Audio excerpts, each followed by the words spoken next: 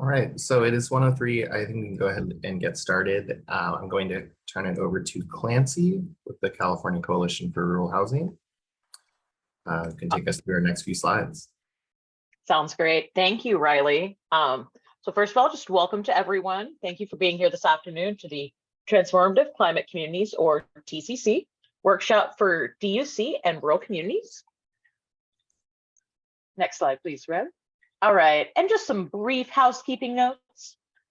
This presentation is being recorded for educational purposes, and the recording will be available after the session. Audio, general note, just try to be muted if at all possible. For questions and comments, please raise your hand or use the chat box. We'll be keeping track of it throughout this session. And also, use of the camera, it's optional, but encouraged while speaking. Love to see your face, but understand if you don't want to today. Yeah, and again, with the muting, make sure you unmute when speaking, mute when not speaking. I know we've been doing this for a few years, but sometimes these fun Zoom things still happen. If you are having any technical difficulties, please reach out to Anna on the Estelano Advisors team, and her email is right there. And like I said, the recording, handouts, and the workshop resources and this PowerPoint will be available after this session. And all you lovely folks, please expect a follow-up email. We love a survey here on the TCC team, and we'll have some next steps and follow-ups for all of you. So what are we doing today? Next slide, Riley. Yeah, I keep thinking I am presenting and that happens. So the agenda, we'll go over what the TCC program is, then move into what are some grantee and applicant experiences with the program. And then we want to hear from you all. The main bulk of this will be hearing from all of you here in the room today via a Jamboard session regarding the current TCC program. And then we'll move into breakout sessions and we'll have some more information on those, but they will be split between folks who may be new to the program and folks who have experience with the program. All right, next slide, Riley. So some learning objectives, what we hope all of the participants get out of this today: to learn more about the Transformative Climate Communities program, learn from other unincorporated and rural applicants about their experiences with the application process, and provide feedback to SGC on the TCC program.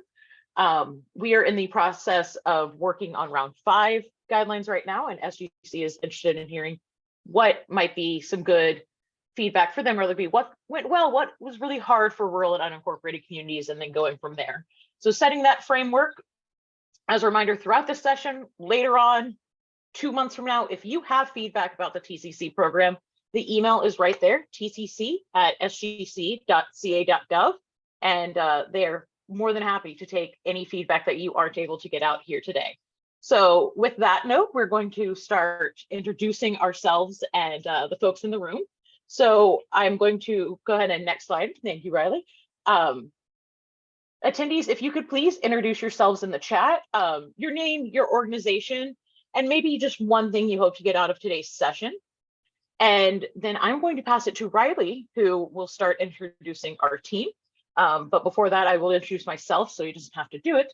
I'm Clancy Taylor. I am with the California Coalition for Rural Housing, and we are on the TCC program assisting specifically with some of these rural housing issues. So I will hand it on over to Riley to keep the introductions going.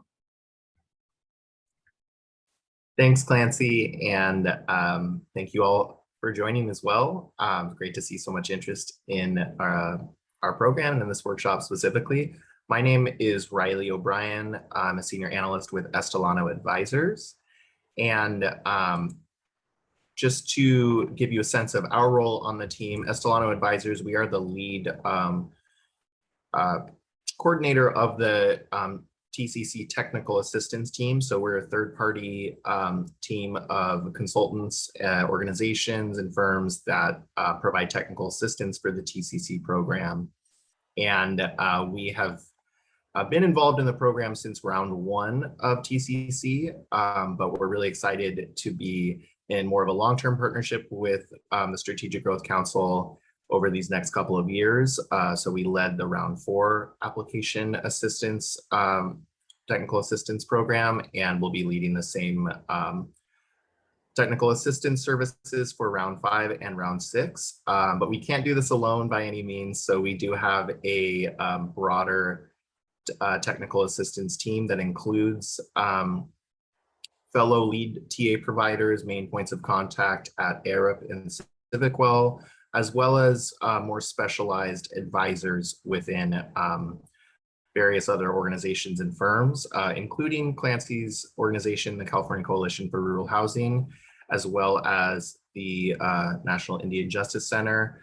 We work with other organizations, including Enterprise Community Partners, Community Development Resources Group, California Relief, and Fair Lawn Strategies. But today, you'll mainly be hearing from 3 of these organizations. Again, California Coalition for Rural Housing, National Indian Justice Center, and Estelano Advisors. So we will go ahead and introduce ourselves. I'll pass it over to my colleague, Richard from EA to introduce himself. Thanks, Riley. Hi, folks. I'm Richard Francois, principal with Estelano Advisors, and have been providing technical assistance alongside my colleagues here since the inception of the TCC program. I'll turn it over to my colleague, Anna. Thank you, Richard, and good afternoon, everyone. I'm Anna Cuevas Flores, and I'm here supporting the technical assistance team and was able to provide TA in round 4 and looking forward to providing TA in round 5.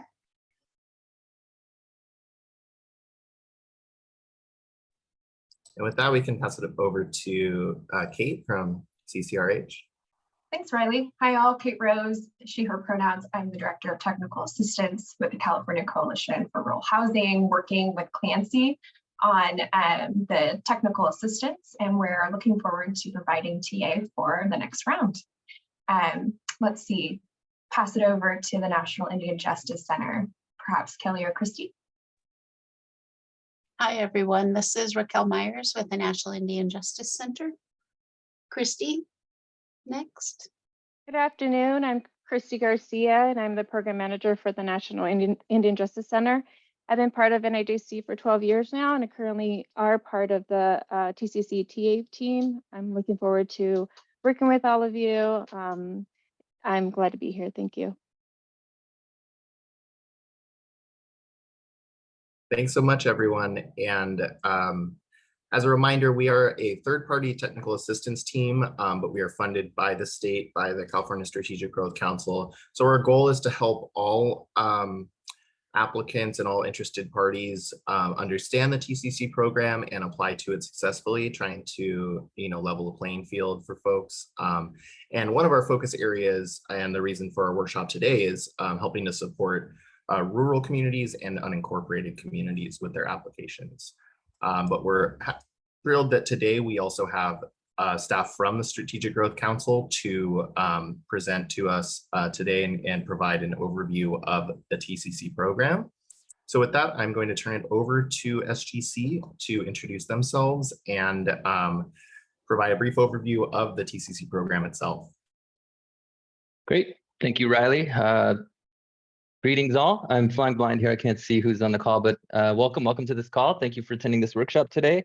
My name is Jerry Rivero. I am the Senior Program Analyst here at TCC, joined alongside our colleagues, Sarah Newsham and Anna Jane Jones, who will be co-presenting and assisting in our breakout rooms. I don't know if y'all want to come on real quickly and just say hi so folks can see who or where you are at on the screen.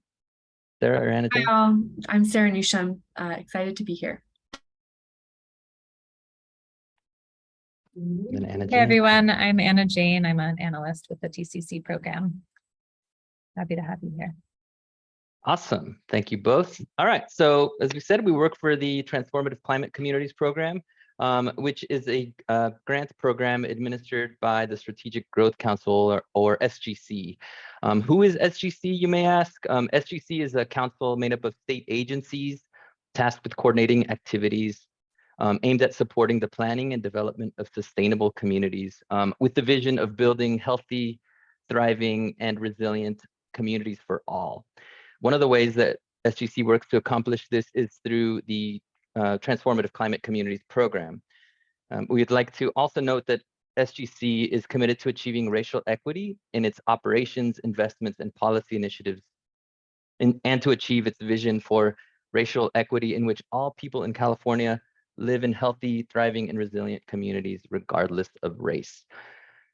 Another note on this presentation, aside from sharing the background on the program, we are here today, I saw some notes in the chat, to also gather input and feedback on the program, particularly as we update the guidelines in advance of the next round of funding.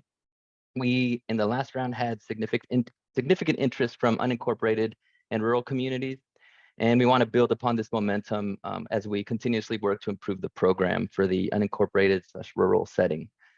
TCC historically has built itself from community input and is constantly looking towards ways to improve and better serve the needs of folks that are doing the work on the ground. So today, again, we hope to take some of that feedback as we will see through Jam boards and messages. Sorry, the chat area. All right, next slide, please. So a quick overview, but before we begin, we'd like to note that through this presentation, we will be using the term disadvantaged communities, which is taken from Cali, PA, which defines disadvantaged communities as census tracts with high pollution and socioeconomic burdens. And we fully recognize that the term disadvantaged does not fully account for the existing strengths, assets, and efforts within communities that have long made them resilient. So just want to highlight that note. So what is TCC? TCC was created following legislation in 2016 aimed at funding neighborhood-level transformative climate community plans and projects. The goals of the program include providing economic, environmental, and health benefits to disadvantaged communities through community-driven, multi-benefit projects, while also reducing greenhouse gas emissions. Next slide, please. So TCC provides two types of grants, as you see here on the slide. They're both planning and implementation grants. Planning grants support any planning and engagement activities supporting specific community needs. These also serve a potential buildup to the pursuit of an implementation grant or other implementation funding. Grant terms here are up to 2 years. An important component and something that we'll lean on and really stress in today's presentation and workshop are the flexibility around the TCC program and the requirements that are tailored to the activities that the community needs, as long as they are aligned with the overall goals of TCC. Tomorrow is a big day because the Strategic Growth Council will actually vote on round 4 awards. Included in this vote are staff recommendations of 7 total planning grant awards of up to $300,000 each for this round 4. Noting that 3 of the 7 recommended grants include unincorporated communities, which is exciting news to share. And then the TA team will highlight these later on in the presentation. And the second type of grant that we have here on the slide is the implementation grants, and these are larger in scale and include more requirements, as you can understand, including transformational projects and programming, which we'll touch to in a little bit. Again, staff recommendations for this round include 3 awards of up to $35 million each, and then implementation grant terms are up to 5 years. So this is a very high-level overview of the program. I'll transition over to Sarah, who will now walk through the ways in which TCC is developing a framework for unincorporated and rural communities, and hopefully find ways for y'all to benefit from this program. So next slide, and then over to Sarah. Thank you, Jerry. Nice to be here. So at the core of TCC is directing investment to areas that have been marginalized and disinvested and are facing systemic disadvantages. And we understand that this often includes unincorporated communities and rural communities. And our goal is to ensure that TCC is accessible to and useful for disadvantaged, unincorporated, and rural communities. We also recognize that not all unincorporated communities are rural. There are unincorporated urban and suburban communities, and that there are many incorporated areas that are also rural. And through the program, we aim to serve all types of disadvantaged communities across the state. With this goal in mind, in the last 2 years, TCC developed an investment framework for disadvantaged unincorporated communities in response to Senate Bill 351, which required that the program expand eligibility to disadvantaged unincorporated communities. We did this through extensive research and outreach, including literature review, a statewide working group made up of experts in disadvantaged unincorporated communities, consultations with academics, community organizations, data analysts, and local, state, and federal agencies. in workshops like the one you are attending today, also provided critical feedback for the round 4 guidelines. So based on this research and consultation, we made several updates to the program guidelines in round 4, which again is the one that is just going to be announced tomorrow, and to increase access for unincorporated communities. So just a few highlights of those updates. The project area eligibility, meaning the area where the investments take place, was significantly expanded to include unincorporated areas that are designated as disadvantaged through a number of possible criteria, including by submitting local data demonstrating that a community faces environmental and socioeconomic challenges. All areas within federally recognized tribal boundaries were also added as automatically eligible project areas in round 4. Additionally, because a lack of environmental infrastructure is a barrier in many unincorporated communities, starting in round 4, applicants from unincorporated communities could use up to 10% of the total TCC grant to fund water and wastewater infrastructure. And then finally, SGC has always offered application technical assistance for implementation grant applications, but starting in round 4, application technical assistance is now also available for planning grants for unincorporated communities and tribal communities. And across SGC, we are taking steps to make sure that our programs are accessible to all communities across the state and to better serve unincorporated and rural communities. And we're really grateful for the feedback and input that we've received so far. And we know we still have room to improve. And so we're looking forward to hearing your feedback today and going forward. Next slide, please.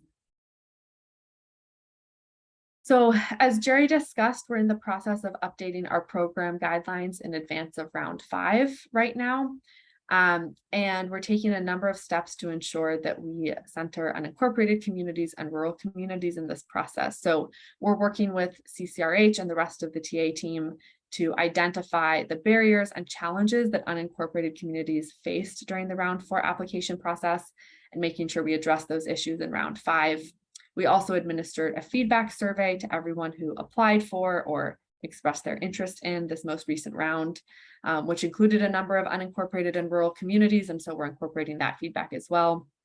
We've also consolidated the feedback we've heard from recent engagement efforts across our organization, SGC, as well as the Governor's Office of Planning and Research, to ensure that we're incorporating all of the previously shared knowledge and feedback from unincorporated and rural communities into this guidelines update. At the end of this workshop, we'll discuss some of the areas where we are considering changes and ask for your feedback today. And then starting in mid-November, we will have an actual draft of the next round of guidelines available for 1 month of public comment. And we'll be hosting virtual and in-person workshops to solicit additional feedback on the draft guidelines. So I'll pass it back to Jerry for an overview of the program and how it can serve your community. Thank you, Sarah. So we have this slide up just to remind folks, again, we've talked a little bit about this, but just encouraging big out of the box thinking around projects that are really community-led, centralized as to what the need is in the community. Historically, and the examples that we have now are really based out of urban areas, but with its expansion into unincorporated rural communities and even tribal communities, we are encouraging this out of the box thinking. What is really, what does this mean for folks in your spaces? And then there's that note that it's very transformative and flexible. So a reminder that the program is very flexible in that sense. Next slide, please. So we'll go into the program elements. There are several key components to the program that set it apart from other programs, and we will walk through each of them briefly. These include a community-driven, place-based approach with multiple integrated projects driven by a collaborative governance, and then what we call the transformative elements aimed at ensuring benefits to residents and businesses of the project area. Next slide, please. So again, the program, stressing this, very flexible and encourages proposals that are tailored to the specific needs of your community. Each TCC grant will look different. This is not a one-size-fits-all model by any means, and we encourage creativity and that which is appropriate for your community's context. Each project must select a geographic area as part of the elements where the investments will take place. And then the technical assistance providers can help make sure your desired project or planning area is eligible. Next slide. So speaking about multiple projects, for implementation grants, applicants will select projects aimed at collectively reducing greenhouse gas emissions and supporting communities in addressing current and future climate impacts.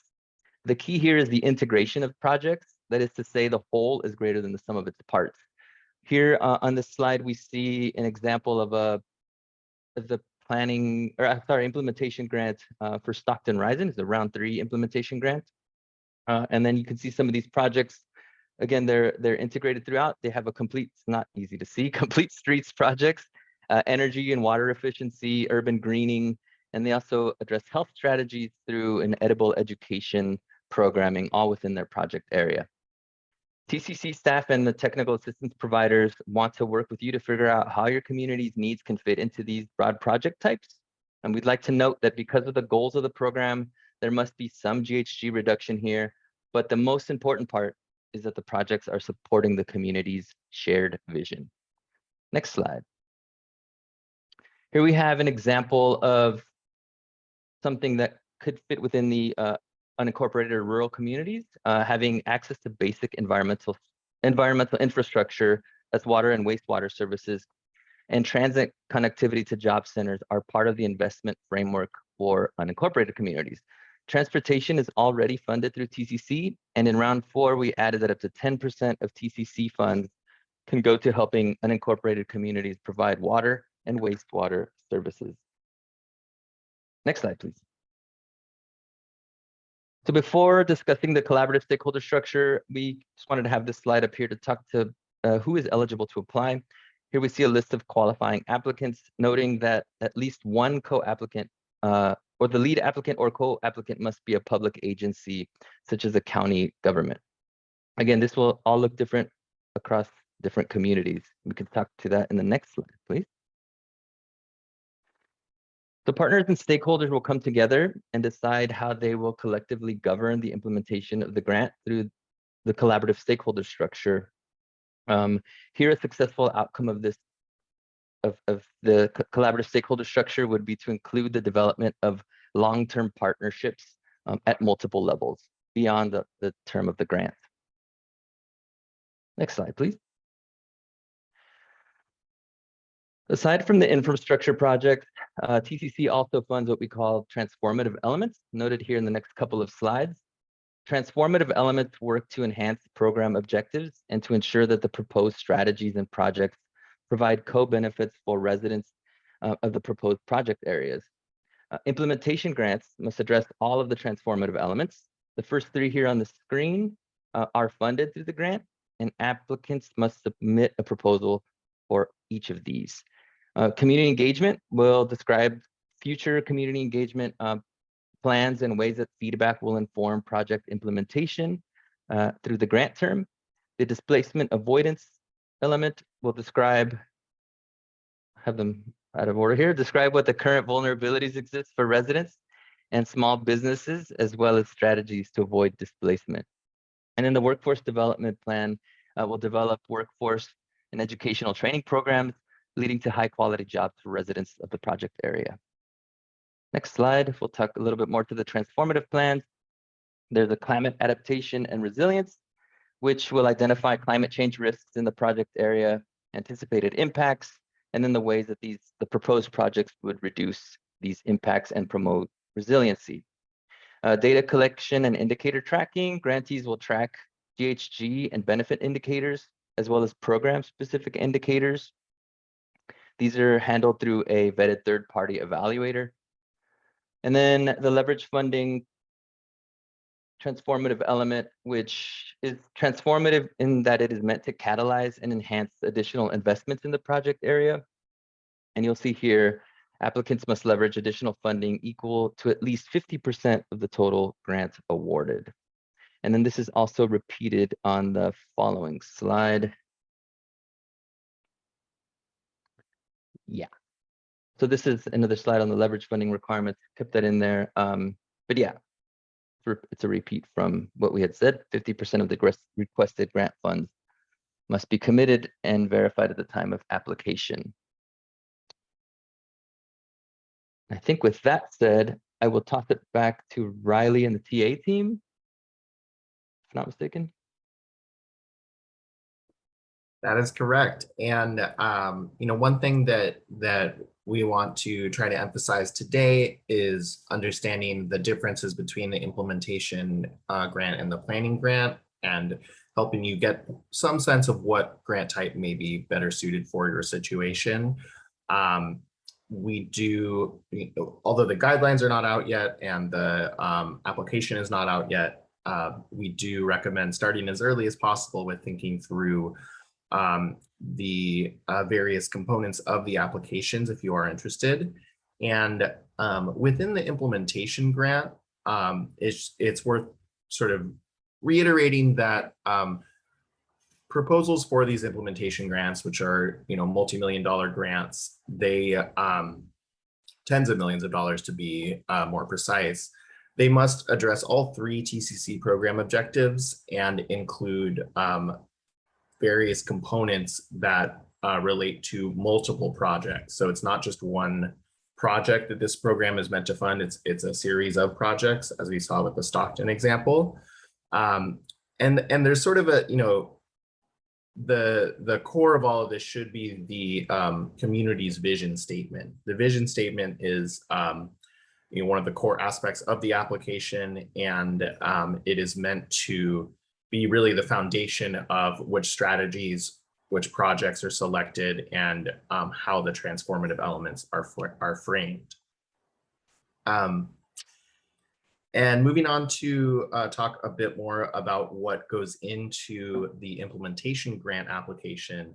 There are various threshold requirements that you must satisfy, including identifying what your project area is.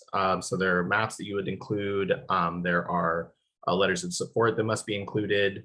And then there are narratives for each of the application components. And we don't have all the details at this time for round 5 because the guidelines will be released in November. But just looking back at rounds 1 through 4, we can give a sense of what you would be preparing. And so it includes narratives about what the project area needs.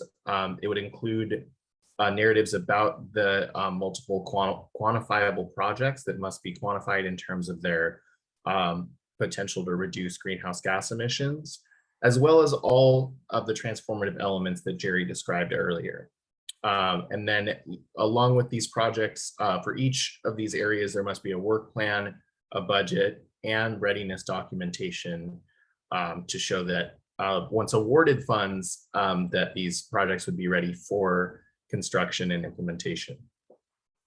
So I lay all that out there first to sort of give an idea of just how much work goes into an implementation grant application. It is, not something that can be done overnight or in a short period of time. And that's true of the planning grant as well. But if we look at the planning application components, you can see that there are not as many requirements, and specifically the requirements that are not in place because there's no infrastructure being funded by a planning grant. There is no need for readiness documentation. There's also, rather than a requirement for including all transformative elements or multiple quantifiable projects, there's no quantifying of greenhouse gas emissions for the planning grant. There's no need for all transformative elements, although you do need to at least plan for and kind of prioritize some of the transformative elements, and more transformative elements are generally better. And then there is an overall work plan and overall budget for the entire planning grant application.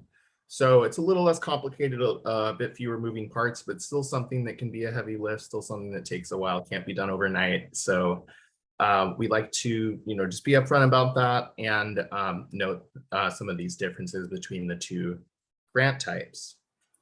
And with that, I did want to also sort of take a step back and think about how TCC can actually provide benefits to unincorporated communities and rural communities. So one of the reasons that SGC has chosen to put more emphasis on both expanding eligibility and expanding services like technical assistance to rural and unincorporated communities, or as the state defines them, disadvantaged unincorporated communities, or DUC. Part of the reason is that these communities, many of your communities, may have not been as closely involved in the climate change conversation, particularly as far as state policy had been concerned historically. So this is an effort to change that and right that wrong. By providing funding from TCC, we can really enhance some of the climate resilience work that we know is already being done across the state in rural and unincorporated communities, and can help both uplift and expand that work. And with planning funding in particular, some of the benefits are most notably can be seen in the development of long-term partnerships, long-term relationships, as well as preparation for implementation funding, whether that's through the TCC implementation grant or through other funding programs such as the Community Resilience Centers, the Affordable Housing and Sustainable Communities program, and or the Regional Climate Collaboratives program. So this is meant to not replace those programs, but kind of work in coordination with those programs.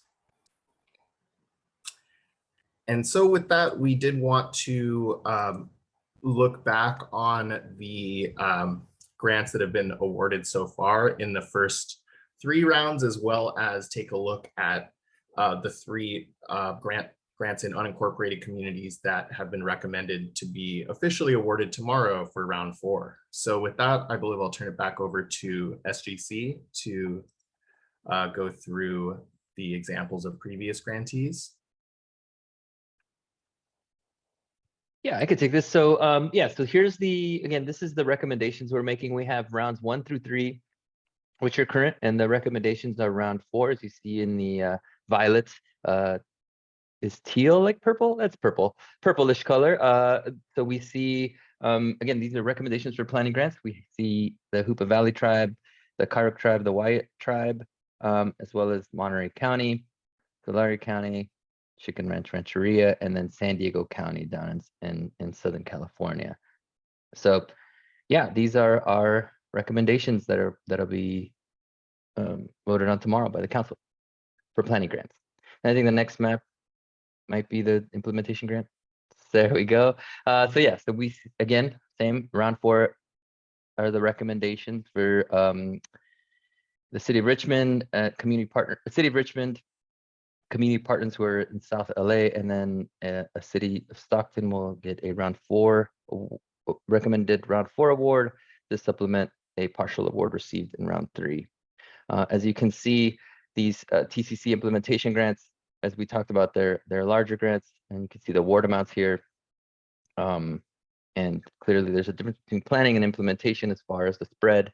But again, looking with this new kind of expansion into unincorporated and rural and tribal communities to build upon this for the future. Excited about that.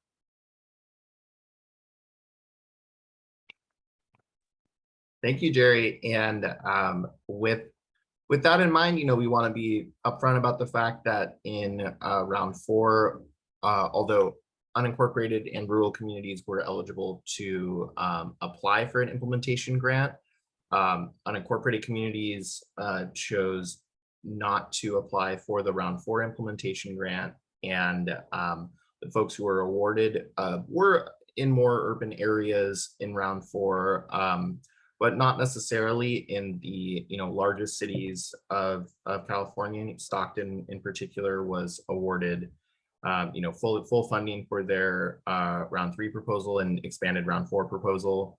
So we do see, I think, a trend over time of trying to award more awards to the communities that are outside of the largest cities, as well as communities that may not be incorporated as cities, perhaps even in urban areas.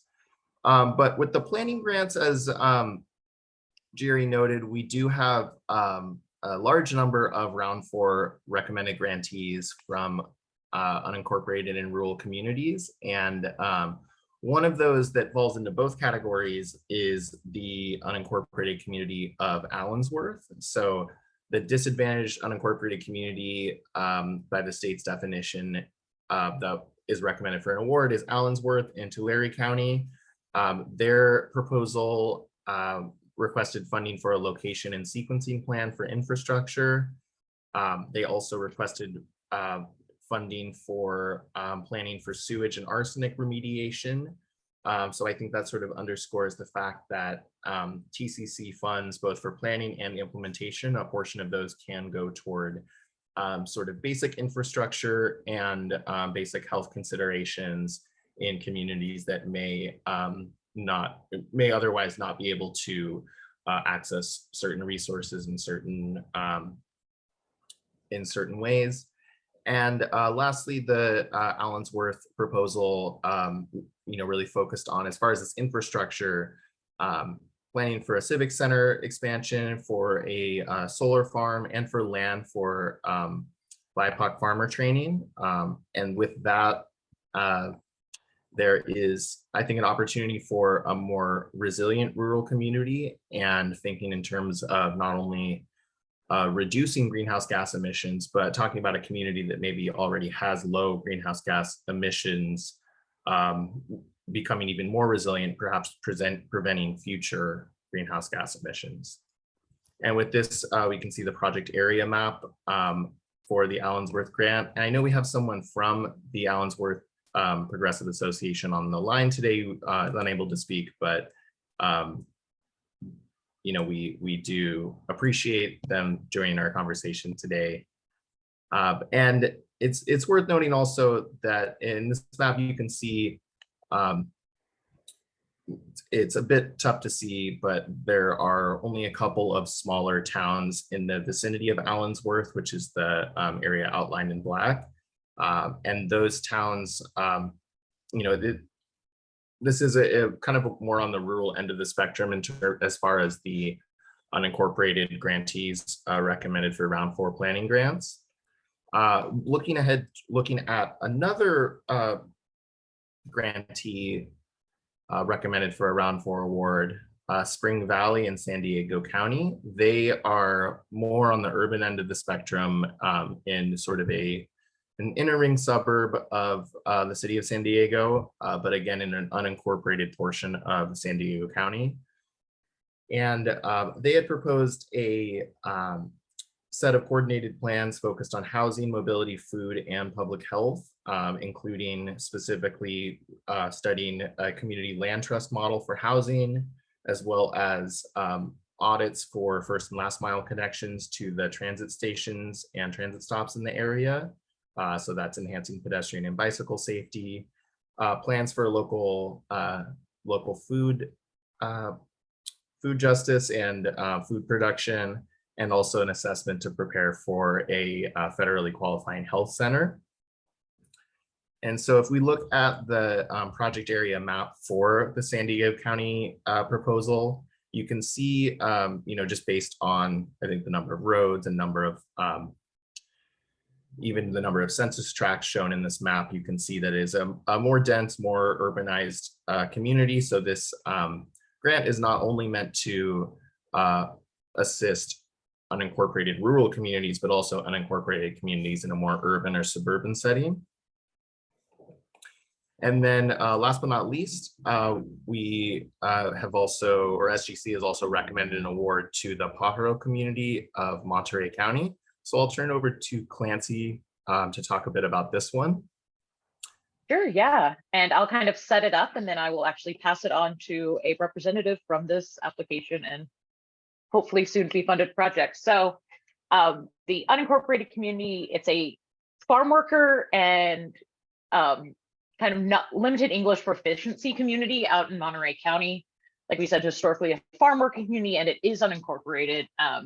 So they are creating a community climate coalition to guide the projects, and it's a really interesting study, I think, from an SDC and TA perspective of working across jurisdictions and across both county and unincorporated lines, and then also bringing in that really strong ground-funded community knowledge, just because farm workers are such a historically excluded group from a lot of these types of conversations. So they worked in a co-creation of 3 to 5 priority projects, and this was to prep for that implementation funding. So like I said, I'm going to turn it on over to Ileana, who is a part of the team who has led this application. So Ileana.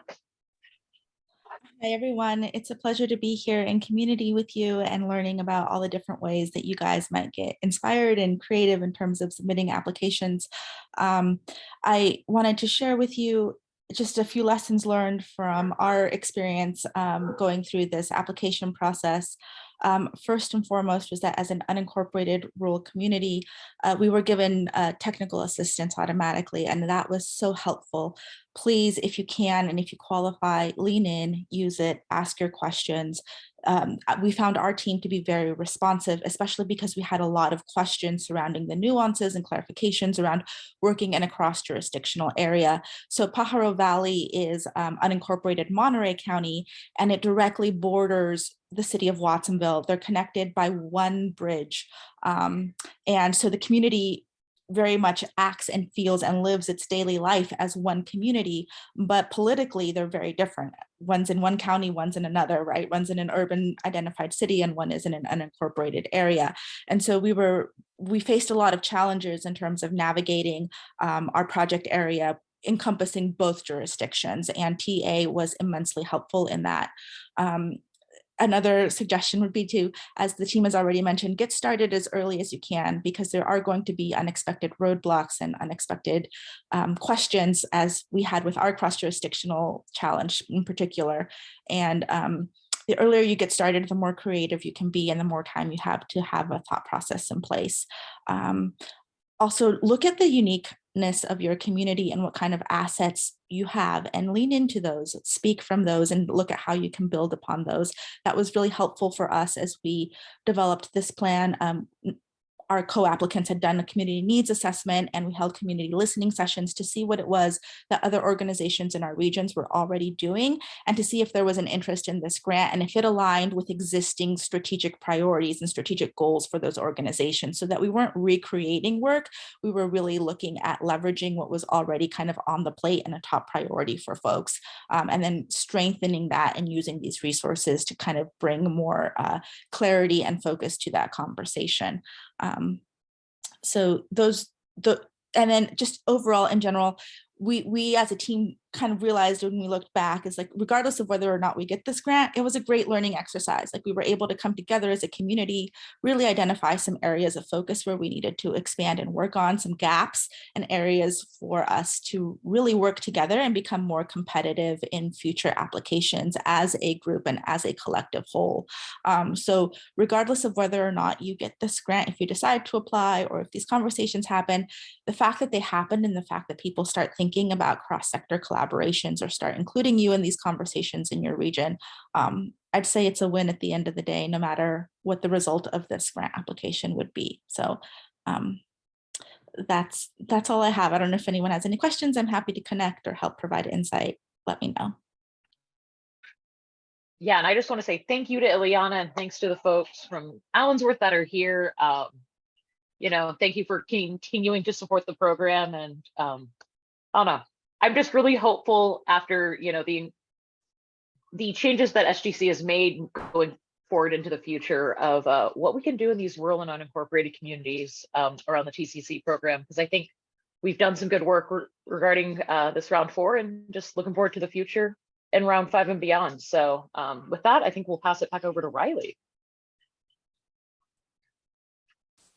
Thank you, Clancy, and thank you and congratulations to Ileana, to Desiree in Allensworth, and to the San Diego County team, who I don't believe was able to join us today, but congratulations to all of you. Looking forward to tomorrow's meeting to make those awards official, hopefully. And with that, we wanted to really open it up for a chance for all of you to offer some feedback. I know we have a mix of folks in the room, some who maybe have not heard of TCC before, obviously some who have applied and have been recommended for awards for round 4, and at least a few folks, probably several folks in between that maybe had considered applying, had even started the application, but did not eventually submit it. So I'm actually going to turn it over to Richard, and he will help introduce the Jamboard session for providing this feedback today. But we're really going to be looking for both, if you're experienced with the program, some successes you've had, or some challenges that you faced, and then folks who are maybe new to the program can just point out either some strengths that you see in the program or even some concerns that you might have. So I'll turn it over to Richard now. Thanks, Riley. Hi, folks. So we'll move over to the Jamboard here, and hopefully folks are in a position where you can access this on your own screen or on your device. But if you can't, don't be shy about just typing in any inputs in the chat, and we'll populate it on the Jamboard, or coming off of mute and just sharing those verbally. So I think first things up is just to get the Jamboard link into chat here so that folks can pull it up on their own. And I see a couple of folks there already, but do let us know if you have any issues accessing the Jamboard on your device. All right, so the first thing we're gonna do is, actually, I'll back up and say that, as Riley had mentioned, we're going to spend the next 20 minutes just walking through some of the either experiences that folks who went through the round 4 application process have had, or reflections or perceptions for folks who might be newer to the program or who have been through previous rounds, wanted to share with a larger group. So that's how we're going to kind of work through this session, kind of talk through what feedback you all have for us to share, especially as SGC is going about refining guidelines and preparing for round 5. But first, let's just get everyone oriented to Jamboard. So it looks like we've got some people in on the Jamboard. And if you want to follow us over to slide 2, some of y'all are already way ahead of me. So the first thing is going to be to create a new sticky. And if Riley can model for us here, to create a new sticky note, you will go over to the left. That sticky note dialog box should pop up, and then just type whatever you want. Hit save. And then you can just click off that dialog box and move your sticky note into box number 1. So folks can take 20 seconds to add their own sticky notes. Let's just make sure that everyone can do that. And also resize the sticky notes if it looks like the board is getting a little congested. 100%. And we might be doing some resizing of our own in the background. Just understand that resizing does not imply priority or precedence over any other thoughts or ideas. It's mostly for legibility. Excellent. Okay, so I see some things going into into box number 1. For box number 2, if folks can just pick up and drag a sticky note from box number 3, one of the blue Move Me stickies, and move it over to that yellow box. Perfect.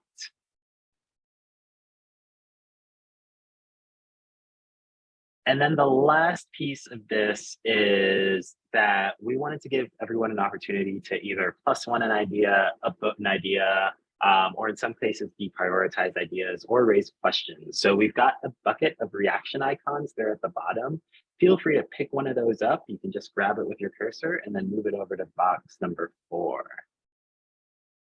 Perfect.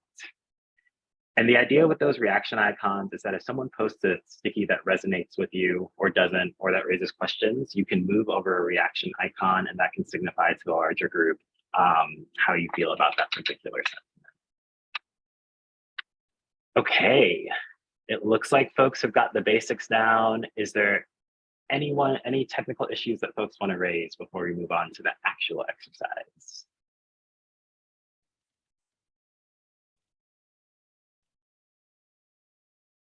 All right, folks, then follow me over to slide number 3 here. And we'll get started.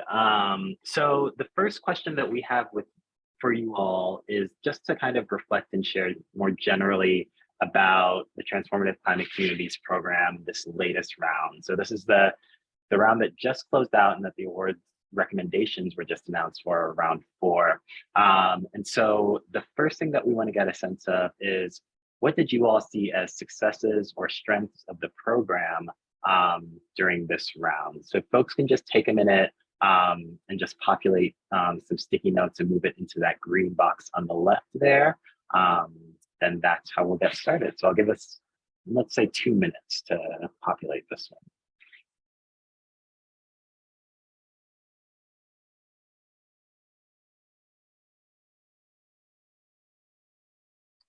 And as I mentioned earlier, if you have any issues accessing the Jamboard itself, feel free to type in any responses in chat or come off mute and verbalize them, and we'll get those put up there for you.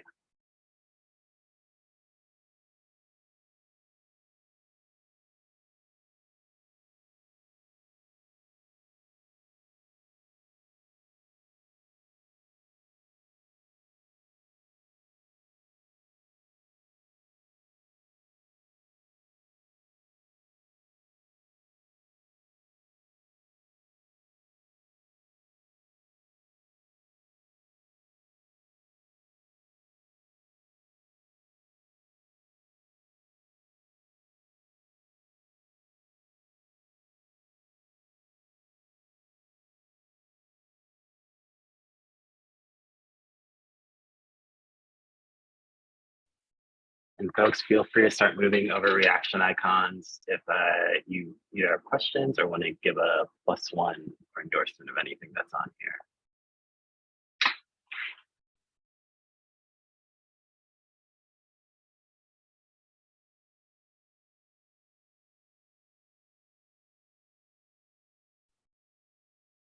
And I will add, just for anyone who's new to the program, you may not have specific feelings about round 4.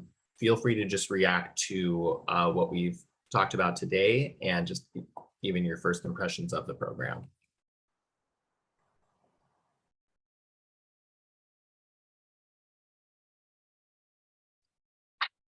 Okay, and folks, feel free to stay on the successes and strengths piece, but if folks want to start populating any challenges or concerns that you might have or that you saw in round 4, or to Riley's point more generally about the TCC program.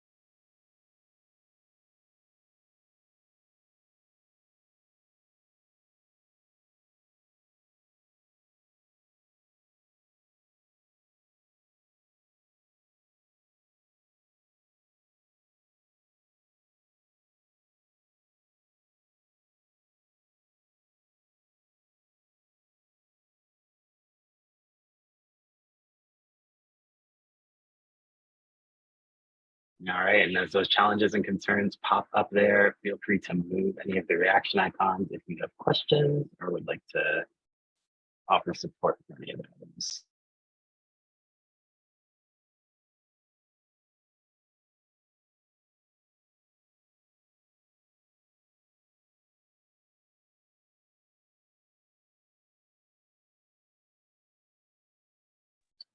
And feel free to keep on adding sticky notes, even if it feels like it's getting crowded. We can work on background here to move things around.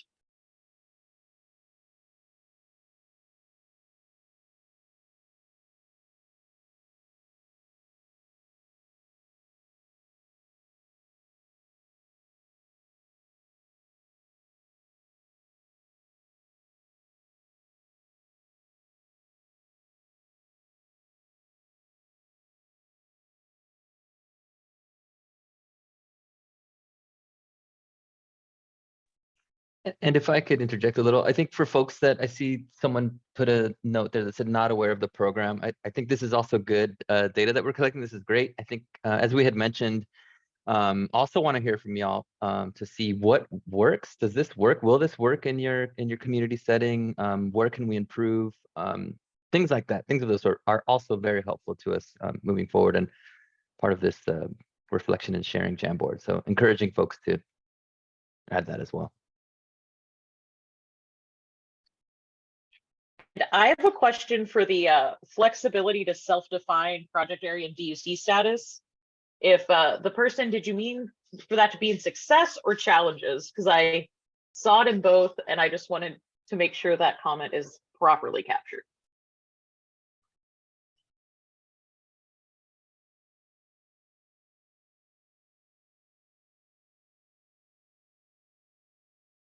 Sounds like the answers are both there. Okay, I think it can be. And then let's just close out and come back as a larger group for a discussion on the suggestions bucket here. Thanks for raising that, Clancy, and thanks, Jerry, for the for imploring folks to share if they are not familiar with the program.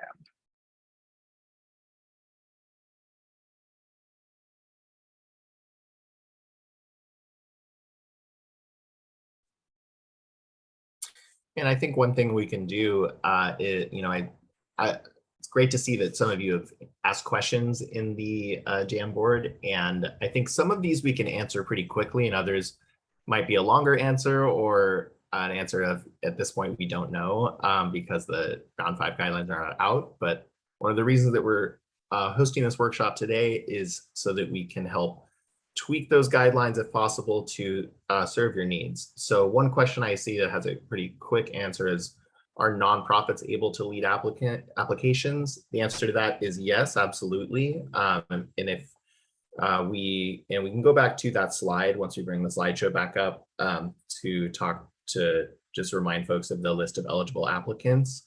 The one important caveat there is that a nonprofit can lead the application, but there must be at least one public agency co-applicant, whether that's a city government, county government, regional planning agency, or a similar public agency as defined in the guidelines.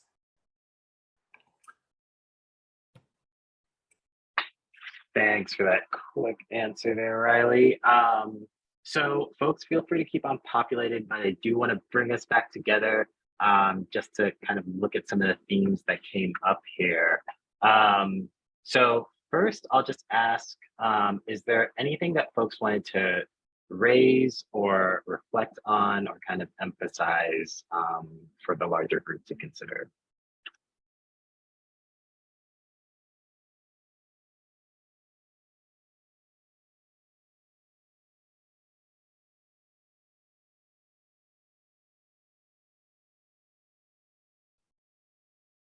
Okay, sounds like we all might have just put them in the stickies. So everyone gets Richard's version of what I think is important.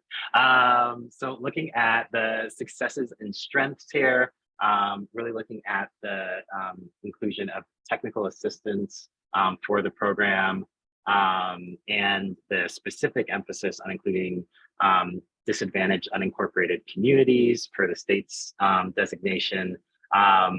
And kind of straddling both successes and strengths is the flexibility to self-define project areas and disadvantaged unincorporated community status. That's really looking at, this was a bit of a first time out where the state allowed flexibility for communities to self-define their particular challenges and particular data, local data that could help qualify them as a disadvantaged unincorporated community. I think for some folks that was a strength because they might not have been able to apply or meet criteria but for their localized data.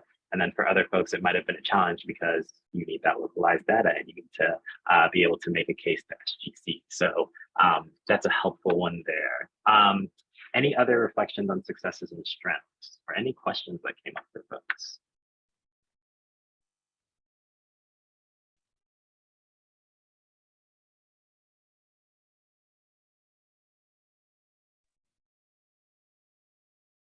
And Desiree, also want to put up a pin in your question there about groundwater sustainability agencies. We can come back to that in a minute.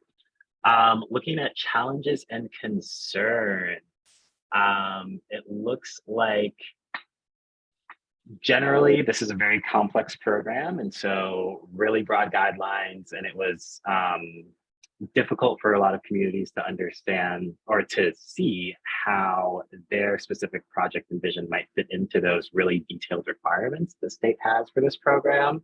That includes looking at difficulties addressing the greenhouse gas reduction requirements, especially in the unique context of rural communities. And then also in the context of rural and some unincorporated communities, is how do you serve a very dispersed population that isn't congregated at a neighborhood level, like in a more suburban or perhaps urban setting. And then also looking at how data may or may not align with actually the experience that folks are seeing on the ground. And to the earlier point, in terms of timeline to turn around an application is very short. So again, imploring folks to get started as early as possible. Anything else in the challenges or concerns section that folks wanted to raise or emphasize?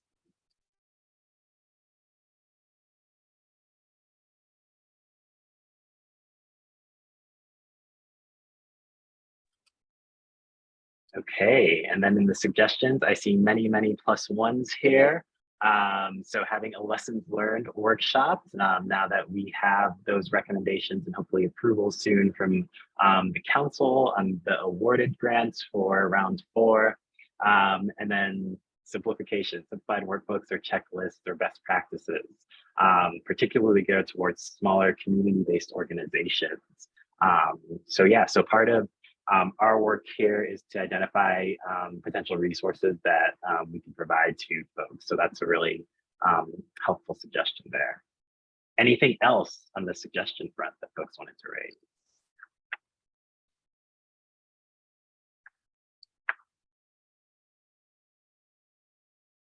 Okay, y'all, thank you so much for working through that part of the exercise with us. And now let's wrap up the Jamboard activity. If y'all want to follow me over to slide 4 here. Now, I actually think slide 4 we're going to save for the previous folks with previous experience in the breakout rooms next. Perfect. Never mind. Then we are done with our Jamboard activity as a large group right now. So thank you all just for indulging us. And yeah, this is all really helpful feedback. Riley, I think we can keep this open at least for the duration of the meeting. If folks want to have additional thoughts, so if you want to populate, of course, pay attention and be present for the presentation, but it's here if you have additional things to share.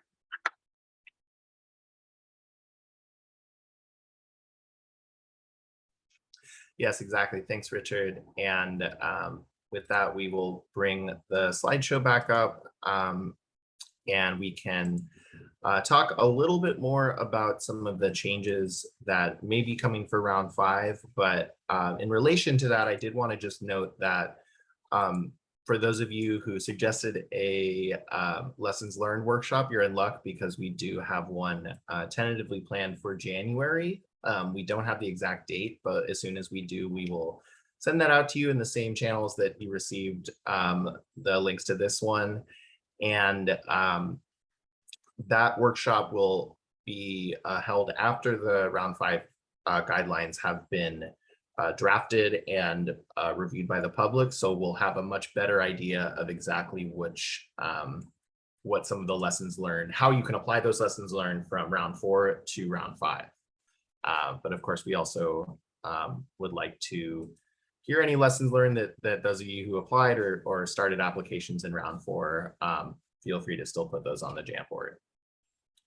And with that, I'm going to take us over to our next slide and actually toss it back to SGC to talk through some of the overarching themes and questions about the round 5 guidelines as we look ahead to 2023. Thanks, Riley, and thank you everyone for your feedback on that last slide. We'll definitely dig into each one of those responses, so thank you very much. I wanted to just take this opportunity to provide an overview of a few of the areas that we're thinking about updates for this next round, at sort of the staff level right now. And then hopefully we'll get some feedback from all of you on these topics. I think this is that next Jamboard slide, so we can talk about this more in breakout rooms, and feel free to just add your thoughts to that Jamboard as well. But I'll just give a little overview of some of these topics that we think are of particular importance for unincorporated and rural communities in our updates. So the first one is pretty open-ended, but just in general, are there additional project types or costs that you would like to see funded under TCC that are sort of in line with the overall goals of the program, but may not have been specifically called out as a project type or eligible cost? So, you know, this is a flexible program. It's updated every round in response to feedback from the public, from applicants, from current grantees. So we really want to know, where can we be growing as a program? So that's kind of the first area of feedback that we'd love to hear. The second one is a bit of can be very in the weeds or can just be sort of broad. And so I'd say answer it at whatever level you'd like. But as discussed, this is unique from other programs in that it really is focused on neighborhood level investments. And so in implementation grants in the past, that has looked like defining a 5 square mile maximum geographic area that is the neighborhood, the community where the investment will take place. For planning areas, there's no maximum size. You can draw whatever shape makes sense, but then for implementation, eventually it needs to be within 5 square miles. At least that's how it has been in the past. But with the new expansion to unincorporated and rural areas, we recognize that that doesn't necessarily translate as well, that requirement. And so we're trying to get creative about how we can write guidelines that do still get at this goal of having a community level investment driven by a shared community vision. So we're looking for input on how we can define this in this process. So a question that would be helpful for us to hear your answer to is just, how would you define your community that you would be thinking about for a TCC grant? What does that look like in terms of a population size? Approximately what sort of geographic area would that cover? Any other ideas you have about how we could define this? We're really open to thinking outside of the box here and trying to come up with a solution that works in many communities. So that's sort of the second topic. And then this third topic, I saw some comments on the MOU, Memorandum of Understanding requirement in the prior slide.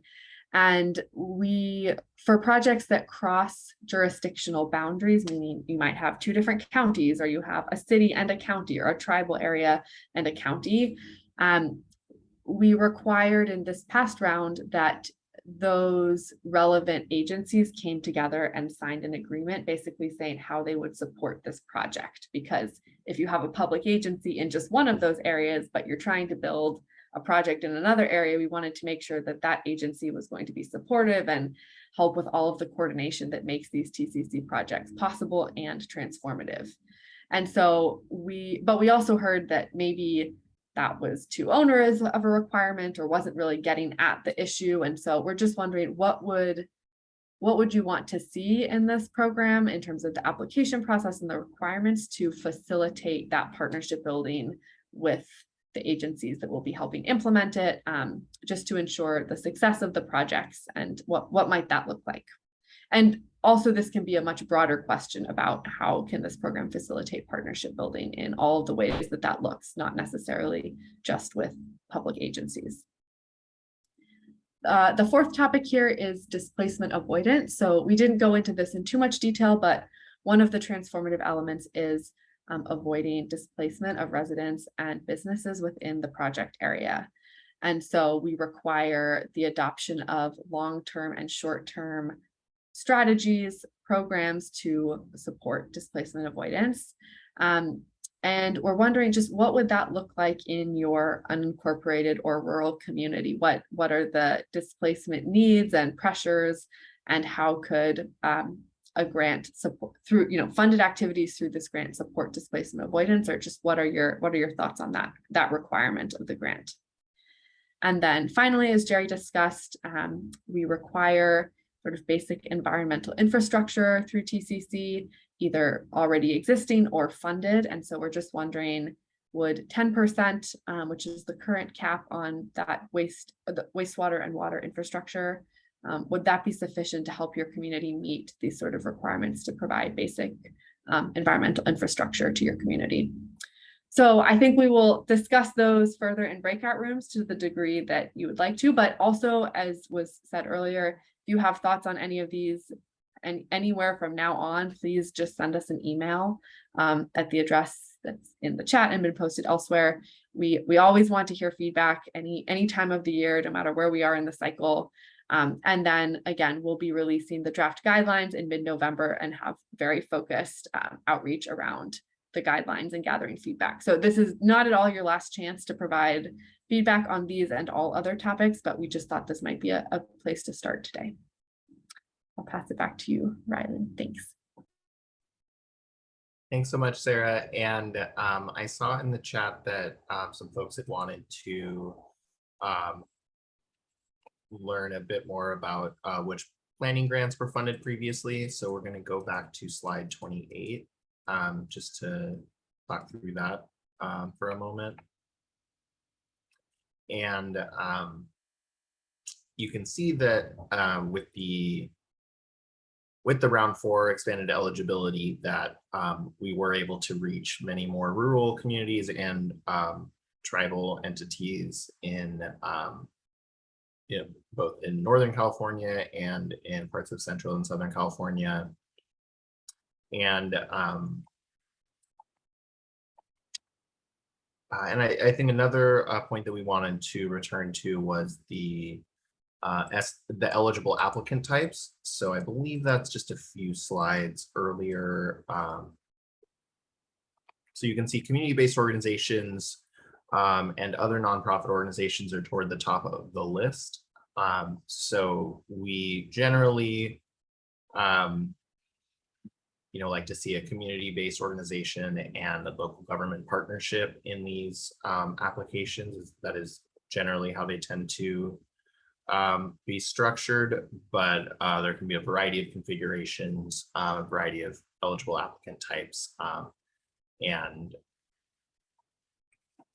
I think with that, I can answer any questions that you may have. And thank you, Sarah. There is the link to the rounds 1 through 3 awards map in the chat now. And this new slide with the this new map with the round 4 awards, I believe will be released soon. So any questions, feel free to speak up if you have questions about these 2 topics at the moment.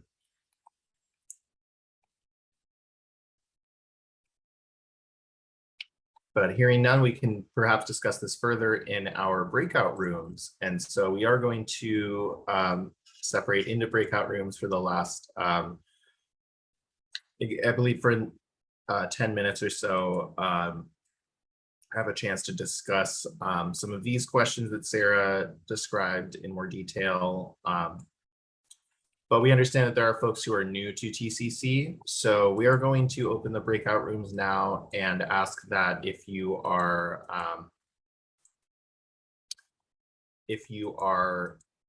new to TCC, that you join room 1. And then if you have previous experience with TCC, you join room 2.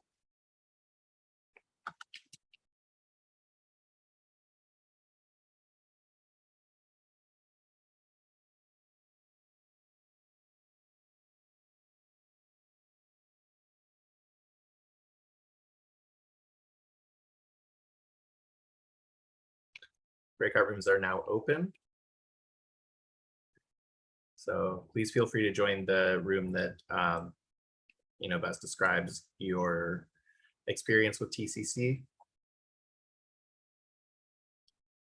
Hi all, apologies if stopped you all mid-sentence, but I know that the workshop is set to end at 2:30.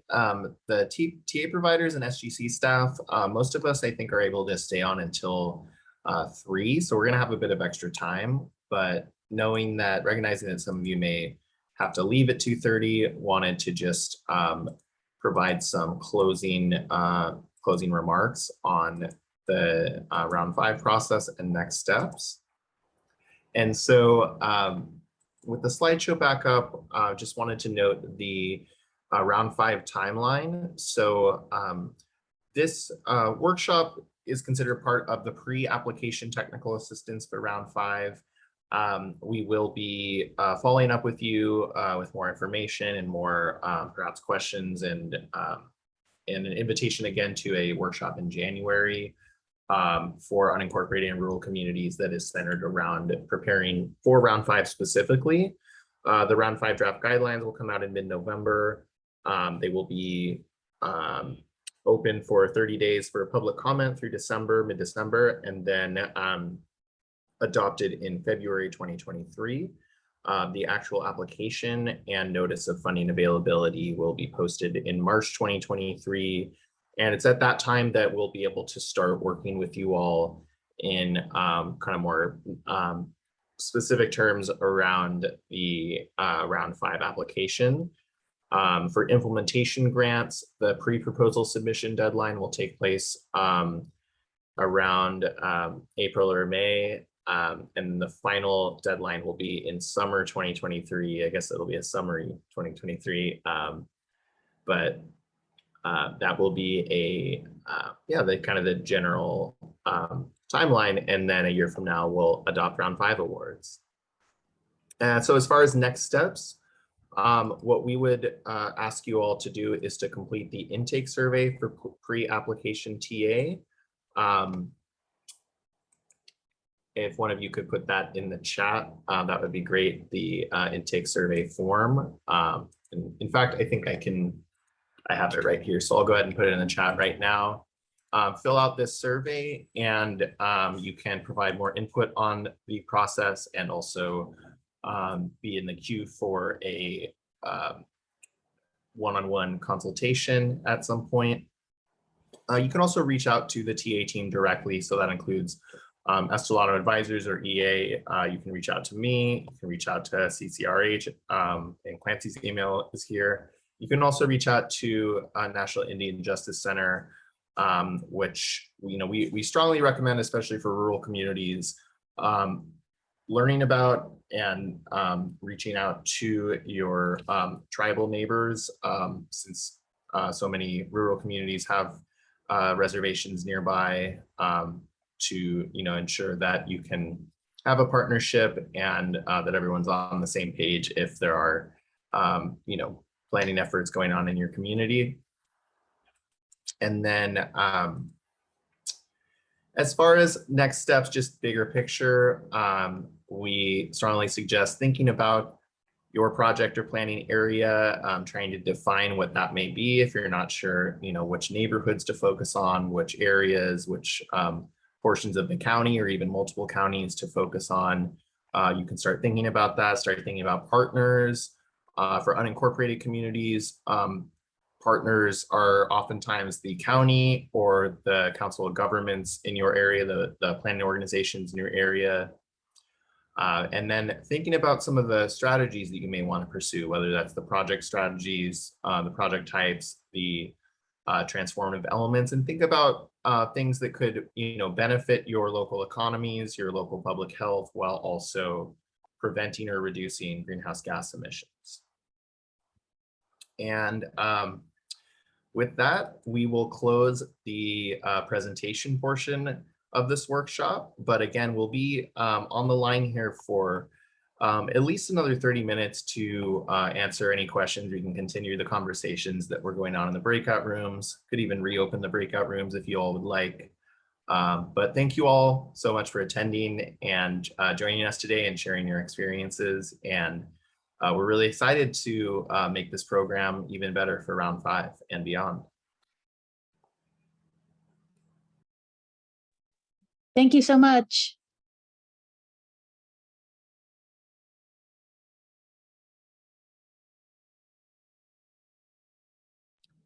Oh, and yes, thank you, Kate. If you are planning to partner with a tribal organization, or you may consider partnering with a tribal entity on a TCC application. We do have a workshop on Friday, this Friday, for centered around tribal communities as well. So Kate has that link in the chat. And we encourage you all to join, especially if you are from a more rural area.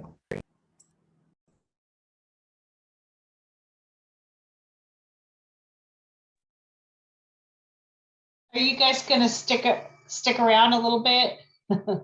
Yes, we will be on the line until around 3. Okay, so I have a question because I'm confused. So I was looking at slide 28 and maybe I'm not reading it right, but it said that TCC planning grants 1, 2, 3, 4, 5, 6, 7. Okay, so it was 7. I was looking at the executive director's report and it said they awarded 7 planning grants. So I thought I saw a total of 4 on this chart. So it was confusing me. But thank you. I'm pretty clear on it now. No problem. Okay, Welcome. thanks.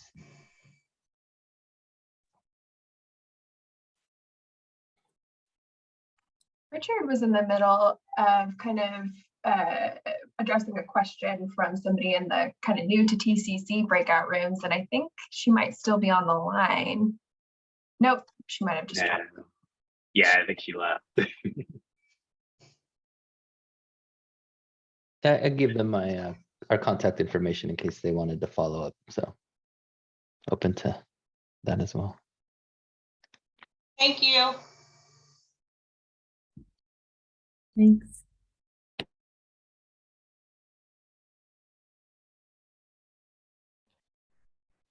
You're welcome. And I know, yeah, it looks like Irma also from South Coast Sustainable also had to leave. So I think that's everyone, right? yeah, believe so.